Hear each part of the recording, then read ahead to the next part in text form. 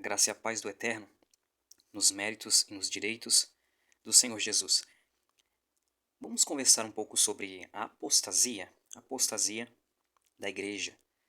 Porém, quando falamos de apostasia, nós já criamos conceitos pré-determinados. Por quê?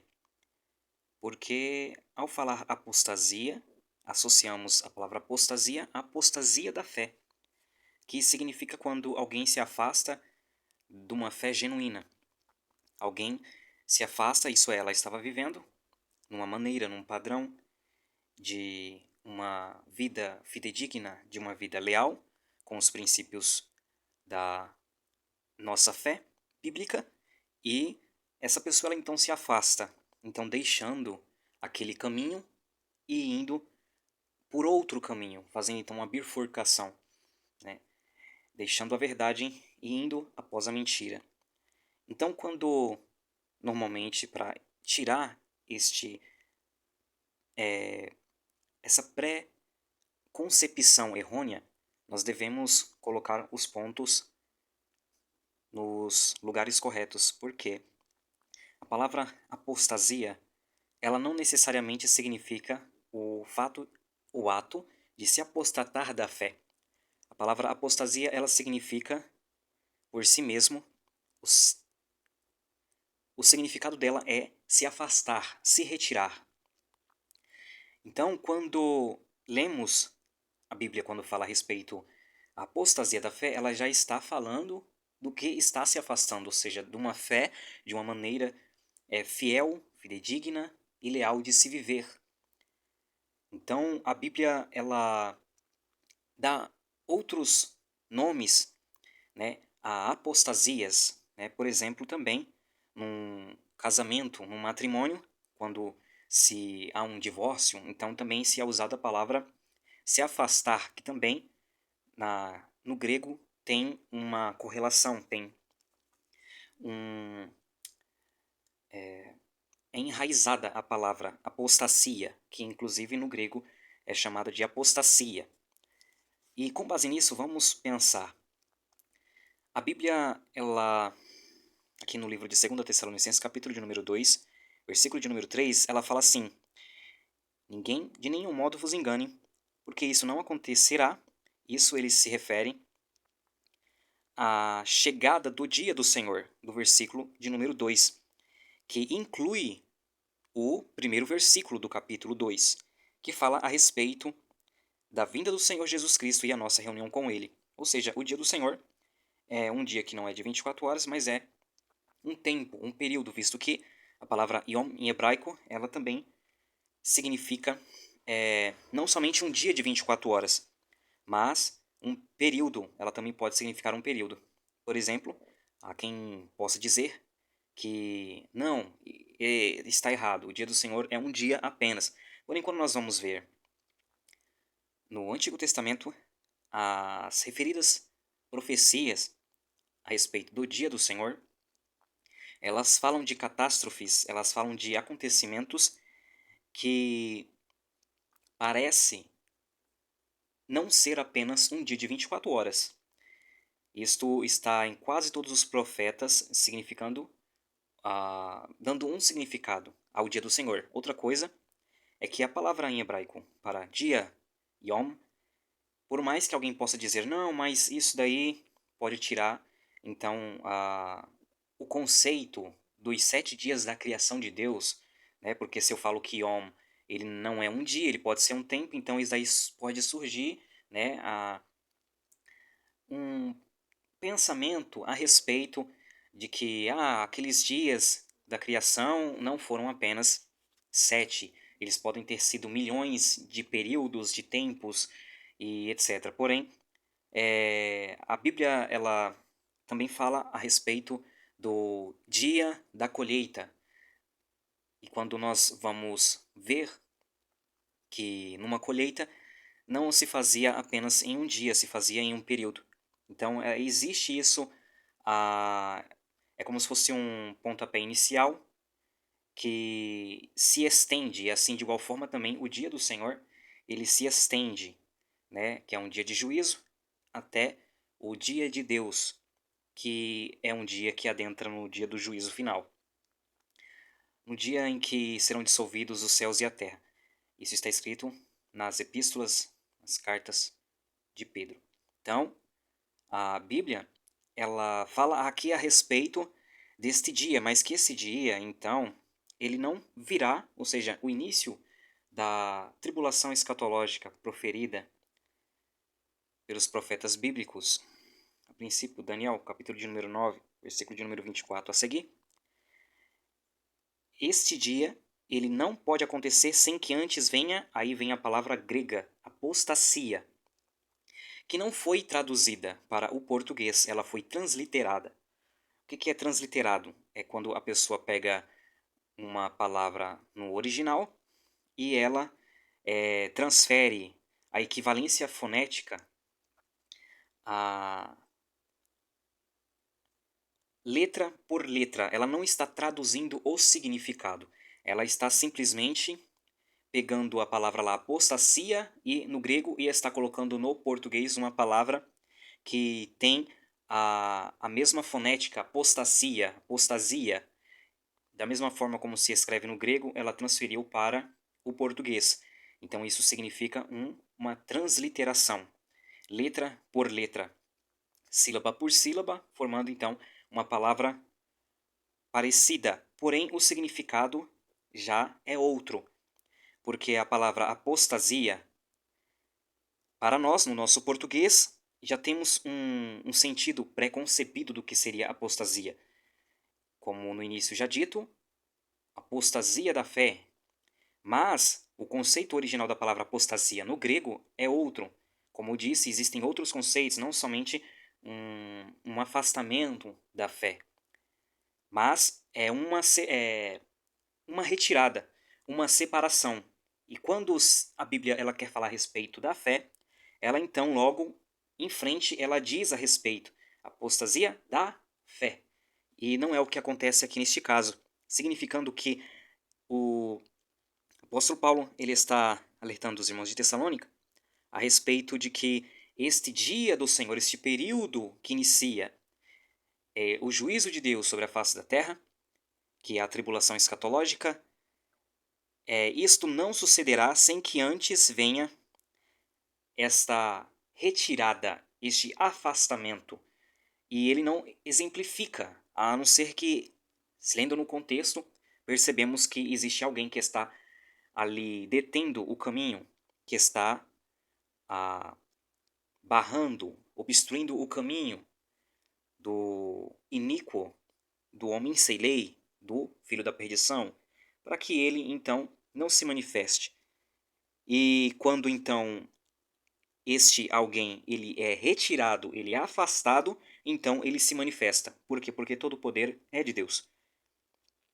Então a Bíblia ela fala de uma apostasia que não é o nosso conceito que nós temos aqui, inclusive na religião cristã, como apostasia da fé. É algo diferente quando nós analisamos este texto de 2 Tessalonicenses, capítulo de número 2, versículo de número 3. Outra coisa que também foi incutido dentro deste entendimento, que, ao meu ver, está muito errôneo, é a respeito da passagem das 10 virgens que as pessoas normalmente pregam no livro de Mateus, capítulo de número 25, associando isso à igreja de Cristo, né? Dizendo que metade vai ficar, e então elas fazem uma outra comparação com um arrebatamento, dizendo que dois vão estar no campo, um vai ser deixado, outro vai ser tirado. Elas fazem essa lógica, este raciocínio simples, significando ou ressignificando o texto da parábola das 10 virgens, onde que 5 são deixadas e 5 são, vamos assim dizer, tomadas, sendo que o texto de Mateus 25 não diz que elas são tomadas, diz que elas que vão ao encontro do noivo. O arrebatamento da igreja, ele é algo súbito, é como um ladrão à noite, onde que o ladrão ele vem para furtar, tomar, roubar, é algo com uma força e com uma violência. Tanto que a palavra rapto, da palavra rapturar, da onde que vem a palavra arrebatamento. Então, existe aí algo que está sendo tomado com força, mesmo que a pessoa não queira. E aí entra o conceito, né, do roubo ou do furto. Eu venho como ladrão, né? Esteja vigilante. Por quê? Porque vão ser tomados aqueles que estarão que diante de mim. Por isso que também ele diz sobre o fato dos seus alunos, seus discípulos estarem em vigilância, orando sempre para que possam escapar de todas as coisas que estão escritas para se cumprir e estar de pé diante do Filho do Homem. Então ele fala a respeito deste escape, dentro do contexto dos evangelhos, de um afastamento daqueles que seguiriam ele, em razão de um evento que sucederia, então, associado a este tempo de grande tribulação, ou de tribulação escatológica. Então, a Bíblia, ela nos dá esse entendimento. Porém, às vezes nós fazemos associações de uma forma muito racional e logo pensamos que tem tudo a ver, né? Por exemplo, nós não paramos para pensar que o noivo ele não se casa como as 10 virgens, tanto que no texto aramaico, né, do Novo Testamento, da Peshitta aramaica, que muito provavelmente uma boa parte do Novo Testamento foi escrito em aramaico, que era a língua nativa dos judeus, que inclusive os judeus do primeiro século eles não conheciam o grego. O grego ele era uma língua para pessoas muito intelectuais, era algo muito dificílimo para os judeus daquela época. Tanto que também os judeus eles tinham, né, a língua grega como uma língua pagã, então tinha tudo isso. E também o próprio Flávio Joséfos, que foi um historiador judeu, que tem inclusive o seu livro, A História dos Hebreus. Esse historiador do primeiro século, da época do primeiro templo, da época do segundo templo, né, reformado por Herodes, que foi destruído, conforme as palavras de Jesus, quando disse quase 40 anos antes que não ficaria pedra sobre pedra, que não fosse derribada, né? Então ele estaria ao chão, né? Foi o que exatamente aconteceu naquele período também de Flávio Joséfos, o historiador, ele relata que os romanos então para tomar o ouro, né, aquelas tropas que estavam ali ao redor de Israel, eles tiveram então que atear fogo, né? Na verdade, eles acabaram ateando fogo dentro do templo e começou a derreter o ouro, e o ouro começou então a passar por dentro das pedras. Eles tiveram então que quebrar aquelas pedras de uma por uma para tirar o ouro de dentro das pedras. Então, foi cumprida as palavras de Jesus quando disse, né? Quando os discípulos perguntaram sobre mestre, né? Que estrutura, né? É esse templo, né? Que coisa maravilhosa, não é? Então Jesus disse: em verdade vos digo que não ficará pedra sobre pedra que não seja derribada. Então eles começam a ficar interessados no assunto. E quando é que sucederá essas coisas? Aí Jesus vai explicando para eles no Sermão da Montanha a respeito esse sermão escatológico, né? Então aqui temos um problema quando vemos que no Novo Testamento, inclusive o grego, existe muitos erros. Existem, na verdade, milhares de cópias de textos do Novo Testamento, né, que muitos estudiosos, leitores, sabem disso. Né, existe uma diversificação, né, de textos do Novo Testamento em grego, muitas cartas, aonde que são mais de 400.000 palavras diferentes de cada manuscrito de um para o outro, de diferenciação do texto grego, enquanto que na Peshitta aramaica, né, a aramaica siríaca do Novo Testamento, nelas possuem algumas palavras bem explicadas de alguns textos do Novo Testamento em grego que trazem dúvidas e confusões e diversificações, enquanto que nos textos em aramaico da Peshitta siríaca aramaica, que era a língua tanto falada como escrita pelos judeus do primeiro século, que é uma língua prima do hebraico, que eles, inclusive desde Abraão, eles já falavam, né, e depois então começaram a adotar a partir do cativeiro babilônico, né, da época de Nabucodonosor, do sexto século antes de Cristo. Então, por mais que tenha fugido do tema, isto tem tudo a ver, é um complemento. Por quê? No Novo Testamento, em siríaco-aramaico, Mateus 25 fala a respeito de uma noiva que está com um noivo. Por isso que fala assim, né, que o reino dos céus é semelhante a 10 virgens que estão se aprontando, então, indo após o noivo e a noiva. No texto siríaco, no texto aramaico da Peshitta, ele cita a noiva. Porque é mais do que lógico, porque no casamento existe as daminhas e, inclusive, também você pode estar lendo no livro de Salmo 45 a respeito de um casamento real, de um casamento de príncipe, reis, etc., aonde que tem ali o noivo, a noiva, um príncipe, né, a sua princesa, e ali está sendo mencionado, por exemplo, as virgens que estão seguindo aquela princesa, que estão seguindo aquela noiva naquele casamento. Então, aqui é algo muito simples de se entender, que as virgens de Mateus capítulo de número 25 não se refere à igreja. É por isso que, por exemplo, nos livros dos profetas também, ela vai estar se referindo, né, a virgem de Israel caiu, vai estar dizendo, né, a respeito de a casa que tinha 1000 caiu para 100, aqui tinha 100 virgens, caiu para 10, né, na casa de Israel. Ou seja, ele está falando a respeito daquele contexto de prepara-te, ó Israel, para te encontrares com o Senhor teu Deus. E quando ele fala a respeito desse prepara-te para te encontrares, ele está falando de um encontro onde que Israel vai ter com o Senhor, e não o Senhor que vai de encontro com Israel.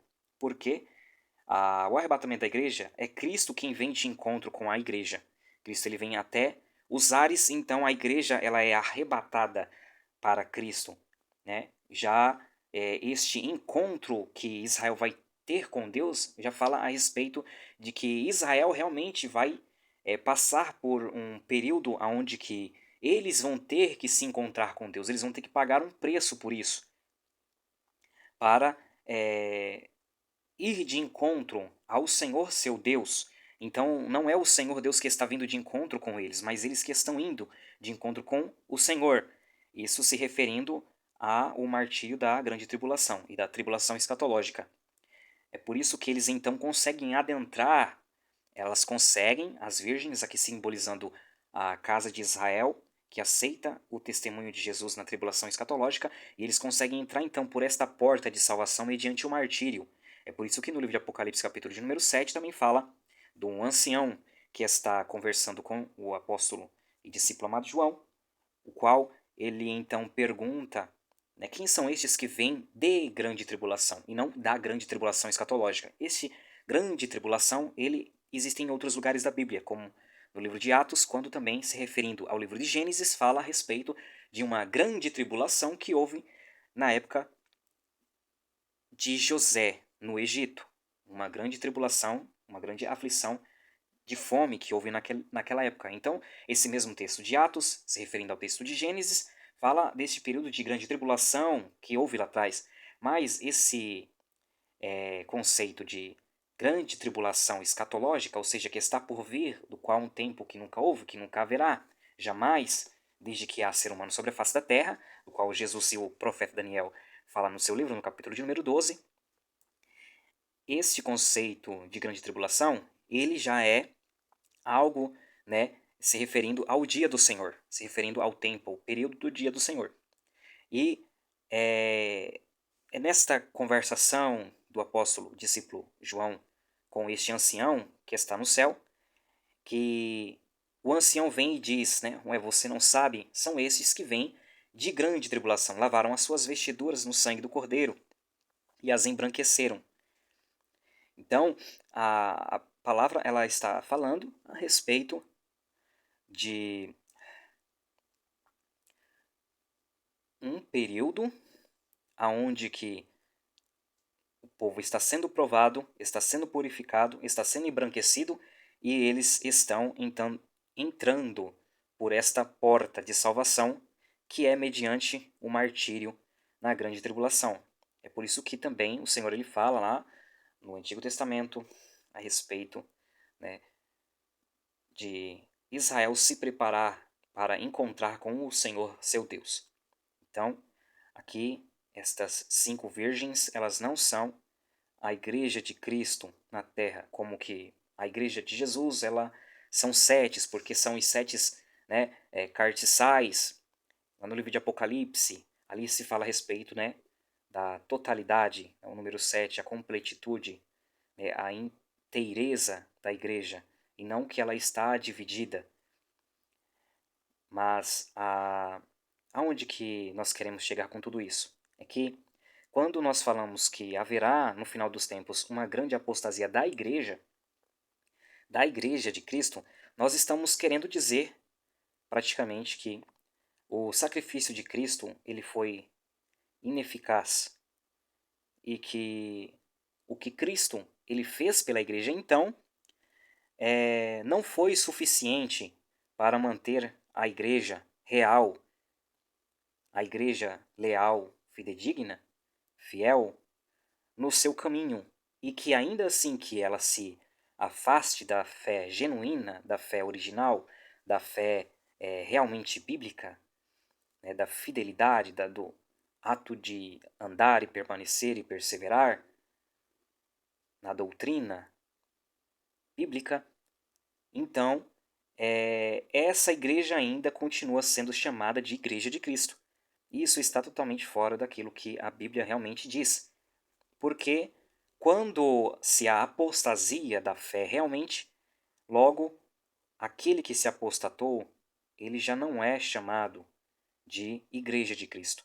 Então, logo não se tem uma apostasia da igreja no final dos tempos, como muitos supostamente interpretando este texto, como li, de 2 Tessalonicenses capítulo de número 2, e associando, né, eu tive que destrinchar tudo, os conceitos, da onde que foi surgindo e aonde que foi tentando se encaixar aqui e ali para gerar todo este sofisma, né? Porque a Igreja de Cristo ela não se apostatará da fé. A Igreja de Cristo ela permanece sendo Igreja de Cristo. Quem se apostata da fé deixa de ser a Igreja de Cristo, né? Por quê? Porque a pessoa ela entra numa cauterização, né? A pessoa ela então deixa os principais fundamentos da fé, que é uma fidelidade de se viver, uma lealdade ao Cristo, né? Os princípios e os valores bíblicos são deixados de lado, e a pessoa vive então por uma outra bifurcação da verdade, né? A verdade ela é absoluta, mas então ela anda por algo que ela preconcebeu como verdade, então ela acha que aquilo é uma verdade de se viver, e mesmo ela sabendo que está andando na mentira, ela continua andando na mentira. E então, isto também é a apostasia, o afastamento da fé original, leal, fidedigna, biblicamente se dizendo.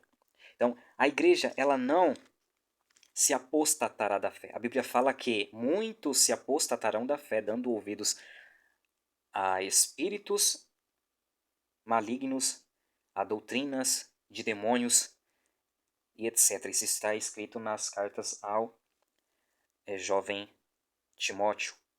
Então, nós vemos que realmente a Igreja de Cristo ela é vencedora. O inferno ele não consegue deter a Igreja de Cristo. Está escrito que as portas do inferno elas sempre estarão abertas para a igreja ir e saquear as almas que estão praticamente condenadas, resgatar as almas. Então, a igreja de Cristo ela é mais do que vencedora por aquele que a amou e se doou por ela. O Espírito de Deus que ressuscitou a Jesus Cristo dentre os mortos, ele sobre a igreja, ele na igreja, ele é Deus. E não há algo maior do que Deus, não há algo maior do que o ministério do Espírito de Deus neste momento, nesse tempo presente. É tudo comandado conforme o querer e a vontade de Deus mediante ao ministério dele, do Espírito de Deus. Quando Deus então decidir, olha, este tempo cessou, o tempo dos gentios encerrou, a minha igreja, em Cristo, em Jesus, foi formada, então cessou o tempo dos gentios e vai iniciar um tempo chamado de angústia para Jacó. Então, a Bíblia ela fala a respeito desse tempo que também é a própria tribulação escatológica. É o tempo das bestas apocalípticas, é o tempo do juízo de Deus, é o tempo onde que Deus ele vai iniciar. É Deus quem inicia, não é as bestas que iniciam. Não é o homem que tem controle sobre todas as coisas aqui na terra. Deus ele tem o controle nos céus, na terra e debaixo da terra. Nada acontece sem a permissão de Deus. Tudo passa por um crivo, um aval de permissão da parte de Deus. Então a Bíblia ela fala a respeito desta total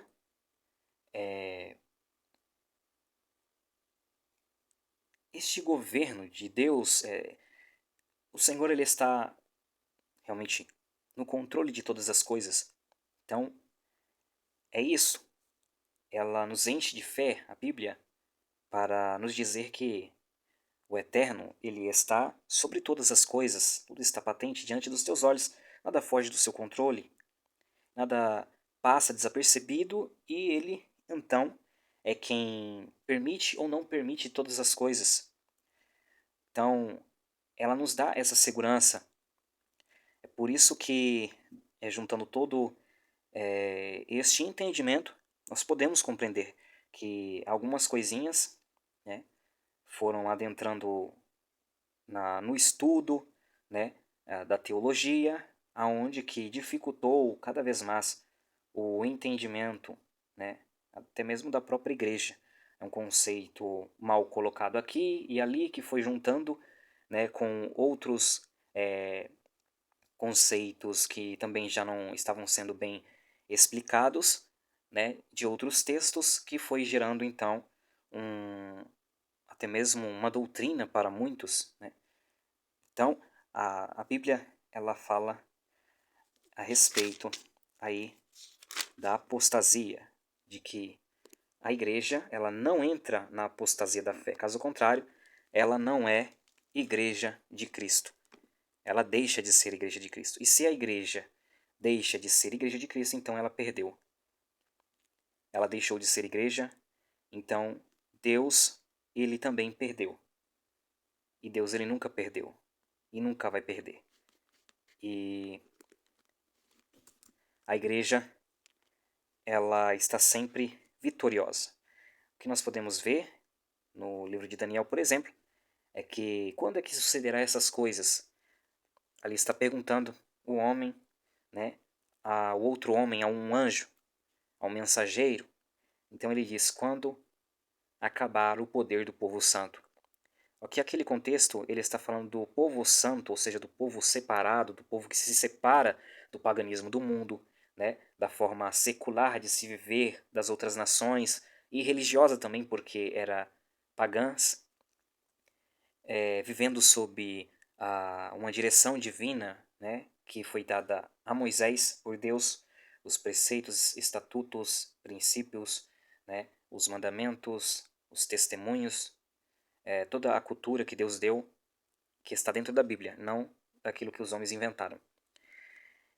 Então, tudo isso foi para separar o povo, ou seja, para santificar o povo, o qual que é chamado santo para o Senhor. No Antigo Testamento, o povo de Israel era chamado um povo separado para o Senhor, um povo santo para o Senhor. Então, quando ele fala, quando acabar o poder do povo santo, então essas coisas vão se cumprir. Isso está diretamente relacionado ao povo de Israel. Quando acabar o poder do povo santo. Isso é após o arrebatamento da igreja. Por quê? Porque o sal da terra e a luz do mundo é aqueles que seguem ao Senhor e Salvador Jesus Cristo. Então, quando não se tiver mais esse sal da terra, esta luz do mundo, então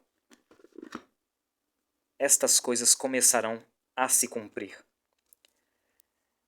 Bem, é este o entendimento que eu gostaria de estar passando, visto que martelou em mim, assim, com muita força, aí, em menos de 1 hora, e eu gostaria de estar falando sobre isso e compartilhei com vocês. Amém? Deus abençoe grandemente, que Deus ilumine o vosso entendimento cada dia mais.